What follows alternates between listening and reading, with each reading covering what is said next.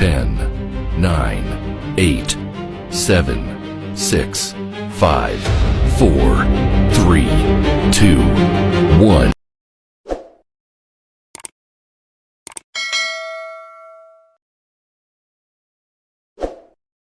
السلام عليكم ورحمة الله وبركاته متابعينا الكرام، أهلا ومرحبا بكم في فيديو جديد ومباراة جديدة واستمرار مباريات ومنافسات دوري روشن السعودي لعام 2025-2026.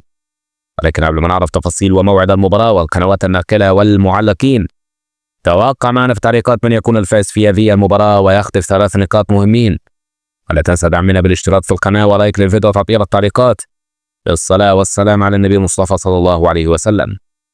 مباراة اليوم الهلال الزعيم أمام الشباب شيخ الأندية السعودية ضمن مباريات الجولة السابعة ودوري روشن السعودي. المباراة على ملعب المملكة أرينا. حكم مباراة اليوم البلغاري جورجي كاباكوف. توقيت المباراة عصر اليوم الجمعة 31 أكتوبر 2025، وذلك في تمام الساعة 4 عصرا بتوقيت تونس والمغرب والجزائر، 5 بتوقيت القاهرة والسودان، 6 بتوقيت مكة المكرمة والأردن والعراق.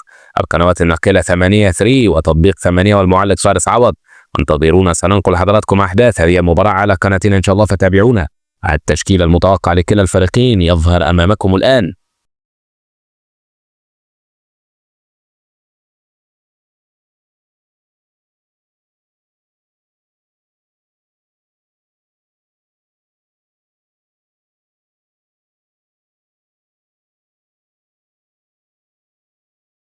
يذكر بأن الزعيم الهلالي يأتي في المركز الثالث من ترتيب دوري روشن برصيد 14 نقطة، بينما يأتي الشباب في المركز الثالث عشر برصيد 6 نقاط.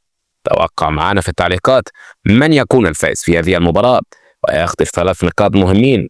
ومباراة الجولة السابعة ومنافسات دوري روشن السعودي لعام 2025-2026. شكرا لكم، السلام عليكم ورحمة الله وبركاته.